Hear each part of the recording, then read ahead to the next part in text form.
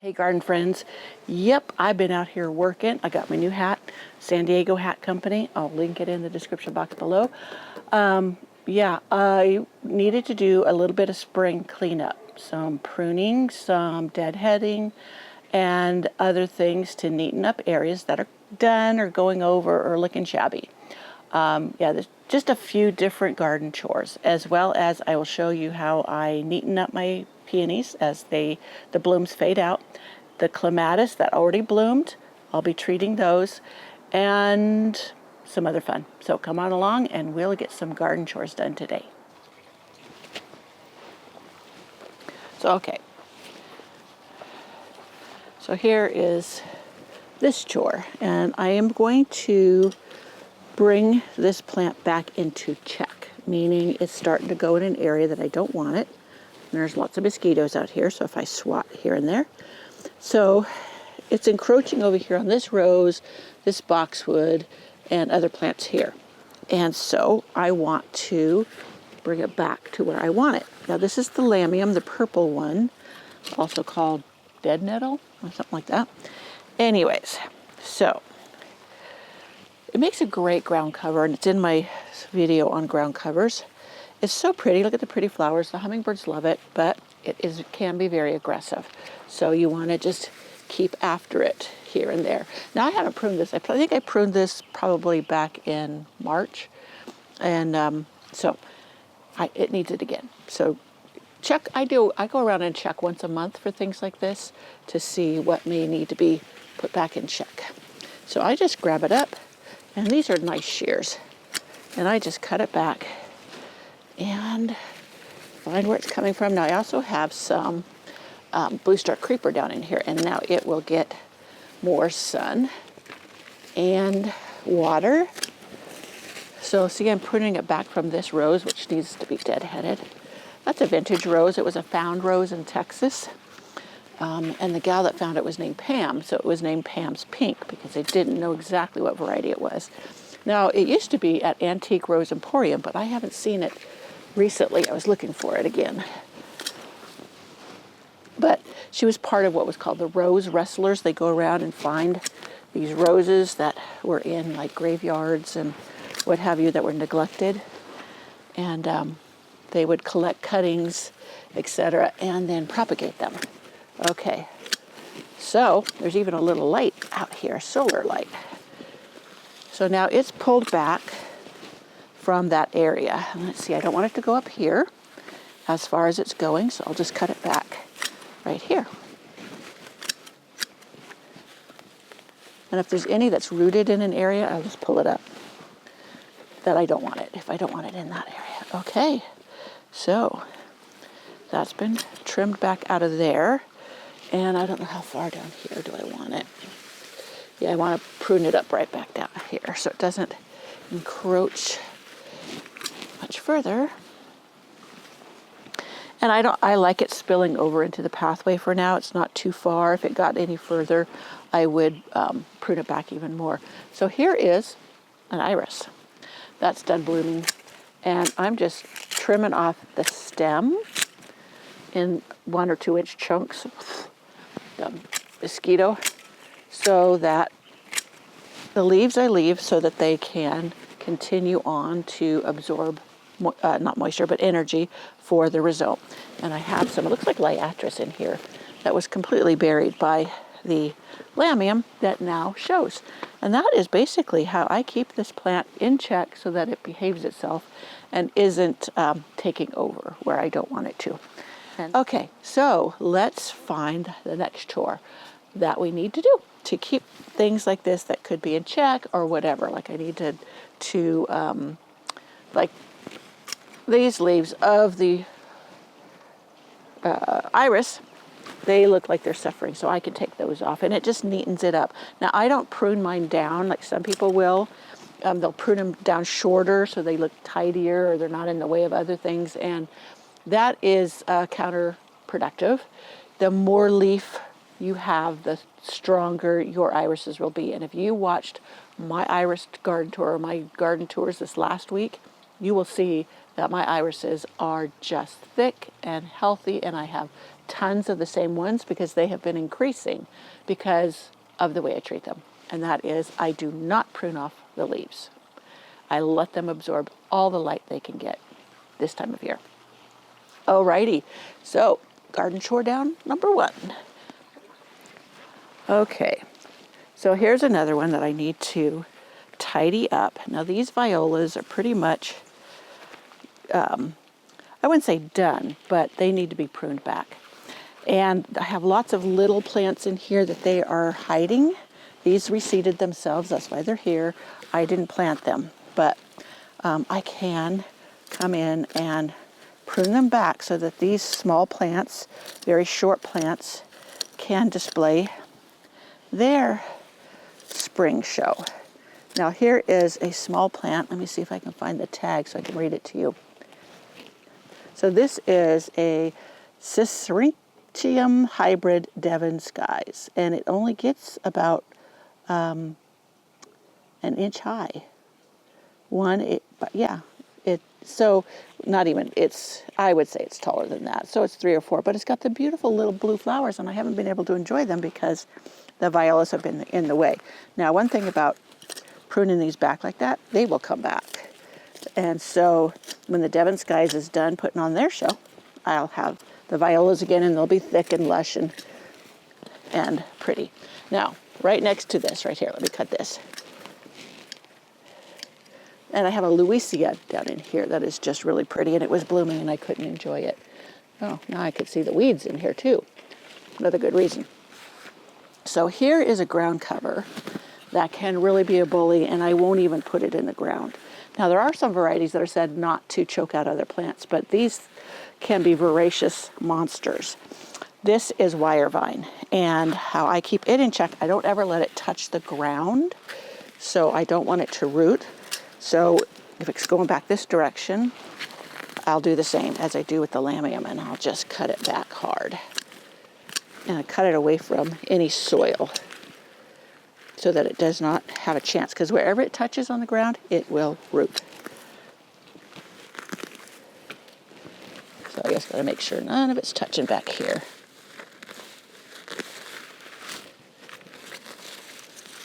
Now, this is planted in a cylinder that's sitting on the ground. And I just thought it would make a neat little thing here. So I'm cutting it back short in this area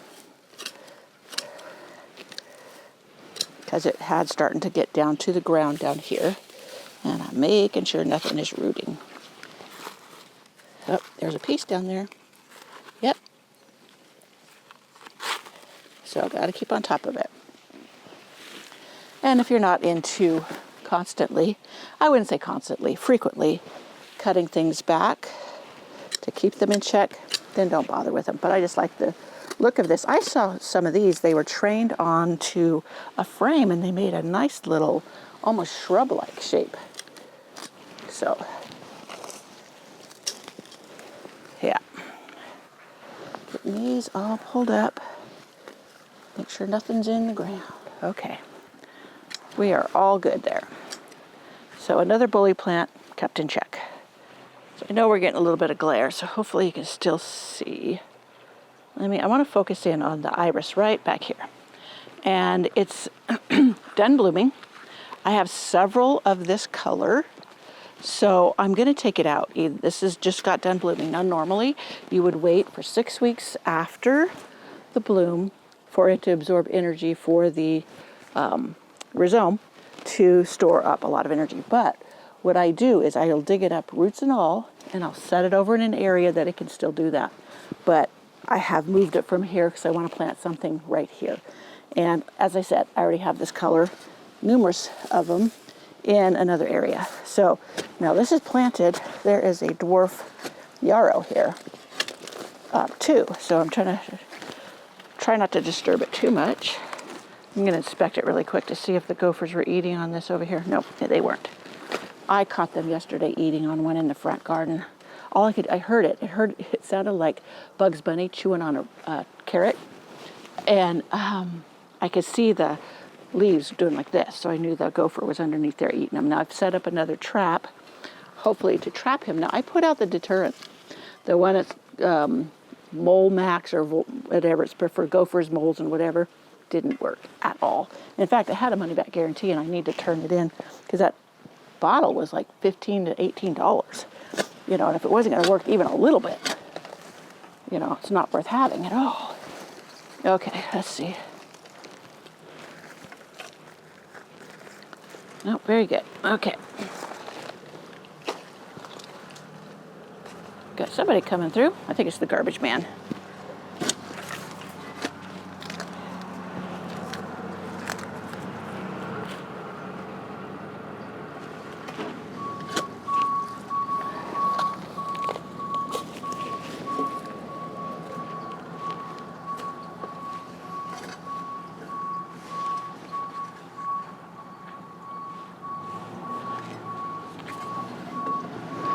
Now this one, I'll do the front one. I'll pull the front one away and I'll leave this part so I'll have that one right there. See, these were all that same color. So to keep one here, or I could remove it because like I said, I had a whole bunch up there and it's a beautiful subtle color, but it didn't just like wow me. So I could just remove it. And I've got some more on order. Or some I want to move from other places, like my concertina. And I think this would be perfect for concertina because it's shorter. So right here would be a perfect spot for it. I hope that guy's backup beeper is not too annoying.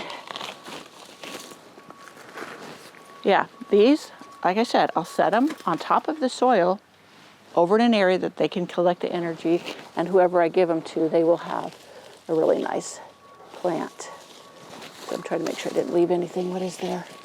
Okay, so this is a columbine, and sometimes if you cut them back or deadhead them, after they've bloomed, they will rebloom. So we'll see if that works on this one. Depends on the variety. Oops. My Warsaw Nike Clematis. Now I could put this on the ground and weigh it down and it would root, but I'm just gonna put it over to this trellis and see. Okay, I think I have that all dug up. All right, I'll wait till that beeping's done and then we'll do it some more. Well, we tackled some of the violas there. Looks like I still need to trim a few back.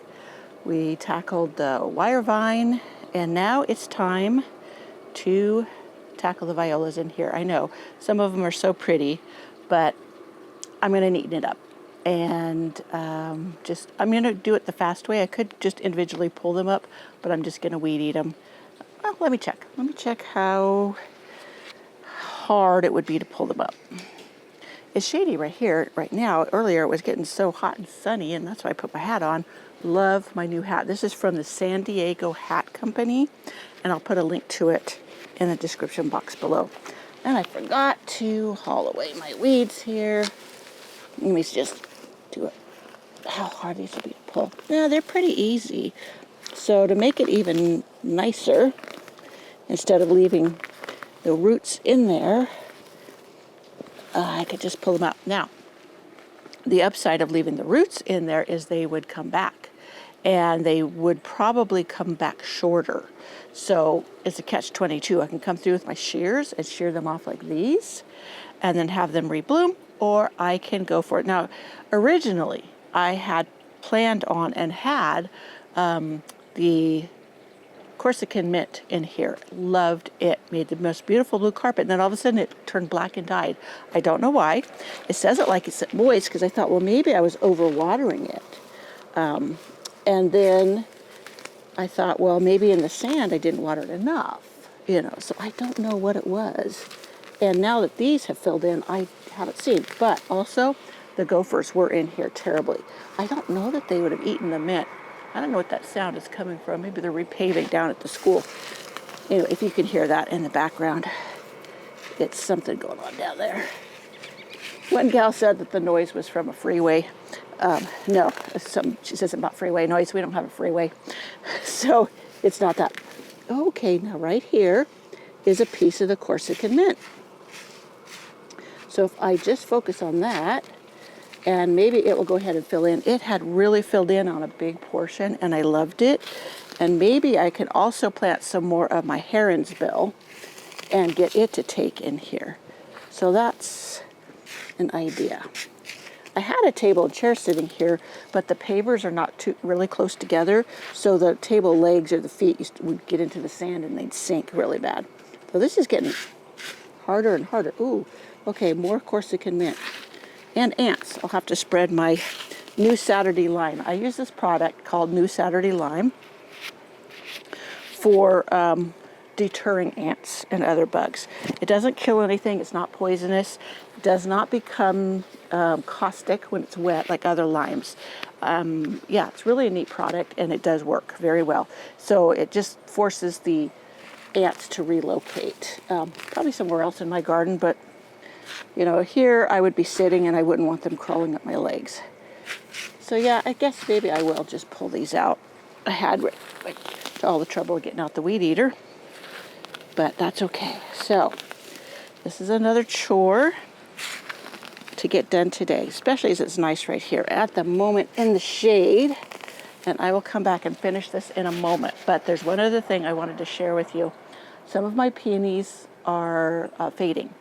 So I want to show you how I keep the bush looking good while some of the blooms are fading and others are starting. So it's really easy, but I just thought you might like to see it in person. So I have my nippers. Let's go over to the peonies. So I came over on it. There's some in the sun, and this one is in the shade, so we don't get a glare. So right here, you see this peony bloom is done. I just go down to the base where another one is starting. You see how it's branching there, and I cut it off. And then I just throw the blooms down into the ground underneath them, because I do that. It's called, I compost in place, really. So this one is still pretty, but by tomorrow I will need to cut that one back. So it looks like the rest of them are pretty good. There's one back here that is looking worse for wear. You see, it looks kind of like the whipped cream's getting old and yucky. So there we go. Now this is my bowl of beauty, but this works on my others. I have one that's in the sun, and it's looking pretty ratty right now, and it's white, but let's go take a look at it, and I can show you on that one as well. See how much it just pretties it up so the others shine. Now let's move up just a little bit. I'm just going to move the whole thing.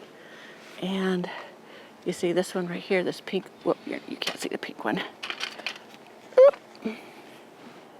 See this pink one right here? Yeah, that one.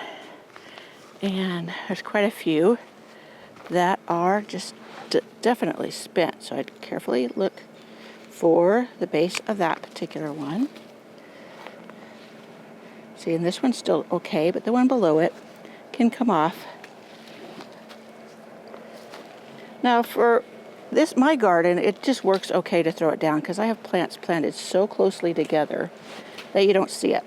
But if these were spaced far apart and you just had mulch down, it wouldn't be, now it looks like it needs to go, you know, very pretty. But here you don't even notice it, the stuff on the ground. Now down here, let's see, can you see down here? Let me see if I'm pointed low enough. Maybe. But down here, I was watching another channel, I think they're in Germany, and they were showing how they just put 2 sticks in an X to provide support.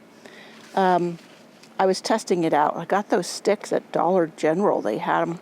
I thought, oh, I'll give them a try. Yeah, it can work. It just for these, it does not work as well as my little supports that I make with the cages where I wrap it around and a half circle. And you didn't even notice it over on my bowl of beauty. I'll take you back there to look at it. But I was testing that to see how it worked. Yeah, I'll take you back over here really fast.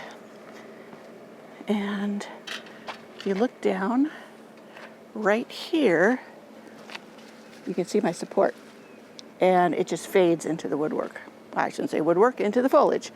But yeah, that is how I support them, and it does a beautiful job for me. And it's pretty easy. I had to really work at the X to get it to work right, to hold that up. So I guess go with what works for you. Over here is an iris. Let me see. Let me put it up a little bit. Okay, yellow iris. And here's the bud behind here. Now this is one of them that's coming out because I had tons of these yellow. In fact, the other yellows are in there, and that's where I'll probably take them out from. Now here's another pink one. When I bought the bundle, and you heard me mention this before if you've been around, I bought a bundle that had 6 peonies in it. And there was 2 whites, 2 pinks, and 2 reds. I have only had pink show up. So I guess that package was mismarked because there was no other color but pink in it. Just had a gentleman comment on my rose, one of my many rose starting posts on how I start them from cuttings. He goes, "Oh, that doesn't work. They're all going to die. They're dead. I bet you they rotted." Well, here you go. This is one of many that rooted just fine, and now it's growing and blooming away. So, proof in the pudding. So this is the last chore for this video, and I'm just going to share with you how I cut back. You saw this is the Clematis, one of them. There's one over there too, that they bloomed first thing, and they bloomed for a few weeks gloriously, and now I'm going to prune them back. And I'm going to prune them back hard. I don't do this every year. Like last year, I don't think I did it. And then it blooms sporadically through the summer, not a lot. But yeah, this year I'm going to go ahead and give it a revamp prune. And it will flesh out all new growth, and then next spring's bloom will be just glorious. But I don't know can you see down here? Down here is the main stems. And there's a rose in here, right next to me here. It's struggling for sun because it's kind of blocking some of it, but I'm just going to get in here and start pruning away. I'm going to prune the base down to about 12 inches and give it a new lease on life. This won't hurt it. This is the type 2 pruning Clematis, and then through the summer, I will come out and tie it up as it grows to this trellis. And this is all leaning down from up there. Now this type Clematis, they bloom on both the new and old growth. And by next spring, the old growth will be what is blooming. And then it will continue to bloom on new growth. Now, I could get a rebloom on this summer or into the fall. Now, different type 2 Clematis, they bloom at different times. Like the one up on my trellis in front, or arbor with the Eden rose, it hasn't bloomed yet. And it continues to bloom through the summer. Whereas these ones, they don't bloom a lot through the summer. So that's why I go ahead and give them the revamp prune. So you just have to get to know the Clematis that you have. I have several. Now also up there I have Roguchi, which I love. It's got the bell-shaped flowers, and I have Betty Corning that I just put in last year. And yeah, it's going well too. And they also bloom throughout the summer. So here's a little piece of rose I need to trim off. So I can also, while this is cleaned up, test how my irrigation is doing, if I need to add more emitters in here for the different things. Oh, great. Can you see down here at the base? I am just going to go right along the base. I'm going to go to this first, well, there's 1 rung, 2 rung on this trellis just for my measurement, and just go prune it across. Now, these are those pruners that I learned about in that rose pruning class at the Rose Society. And the guy is, a well-known rosarian nationwide. And, yeah, he turned me onto these. They're available on Amazon, and I absolutely love them. He said he gave up his Felcos for these, and I can see why. These things are just wonderful. Okay, now this is just going to take a lot of tedious work to get all of this out. And then I'll just put this all in the compost bin. Now, you could take some cuttings and try to root them. But I don't have the time right now. And I do have a video on how to root cuttings of Clematis, and I will attach that in the description box. I'll link it for you. if you want to give that a try. Now, it takes time when you do that. You know, it takes like 3 years before you really get blooms. But if you want to do it, or if you find somebody has a clematis you absolutely love, then take some cuttings and start your own. All right, let's see, what have I got down here? I got a big tangle down here. I've got lots and lots of roots. Canes coming up. But these are very old. I mean, they've been here for decades, so at least 2 decades. Yeah, yesterday, I don't know, can you see me? I'm going up here. Okay, try not to step on my rose. I was going to say yesterday, you know, I have been having, I'm in the camera, yeah. I have been having trouble with gophers. Well, yesterday I heard this chomp, chomp, chomp, chomp, chomp, chomp, chomp. Like Bugs Bunny eating a rabbit. And it was a gopher chowing on one of my irises. And then as I watched him, he pulled the entire iris down into the hole. I was just standing there so shocked that I couldn't do anything. I probably should have went and grabbed a shovel and tried to eliminate him, but it just amazed me. And it tells me why. There's several colors I have missing. My Main Street iris, which is just the most gorgeous. It has the black on the falls, and yeah. And it's just, I'm going to have to get another one. But yeah, watching him suck down that entire iris told me where all those colors went that I know I had, and now I'm missing. And it's just, so I've got to reset my traps and try to figure if there's something I can bait them with to make it even more alluring, so I can get rid of these gophers that are just decimating my gardens. I have a friend, she says, oh, my cat brings them to me all the time. I need a cat that's a real, like a barn cat, not just an indoor cat.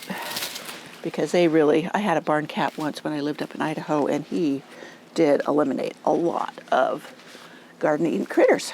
But anyways, I'm just going to finish pulling the rest of these off of here.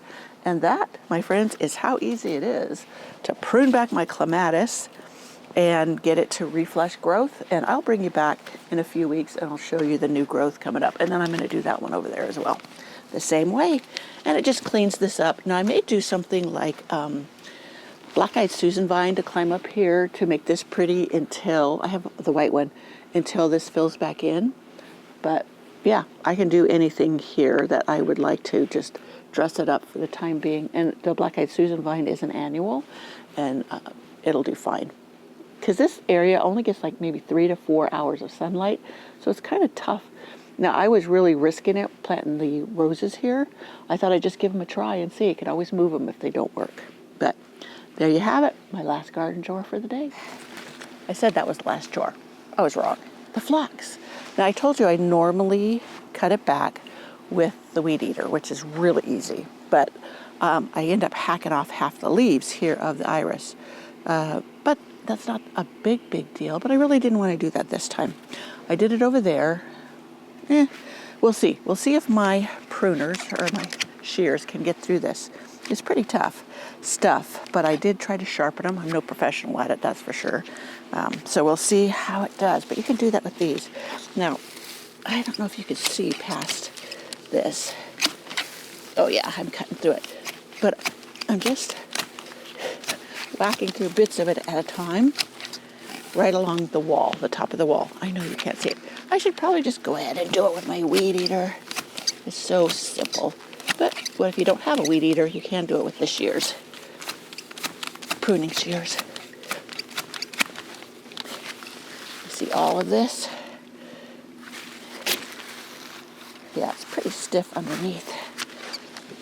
Now, I'm doing this because I don't want it to come down the wall and start covering this garden bed.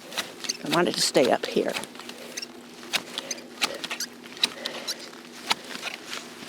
Now, it would help if these were super sharp, but they are not. But basically, that is how I prune up the phlox, the creeping phlox, which makes this big, thick carpet, which is wonderful. You notice there's no weeds in here at all. Perfect ground cover. And you can come along and just mow it down as you please. And that all works. So I'll just clean up all this stuff, debris, put it in my composter. Wow, that's really draped over. And you get your workout. So that, my friends, is how I do this. And I'll come back in one of my garden videos, weekly videos, and show you how it's trimmed off all nice and neat.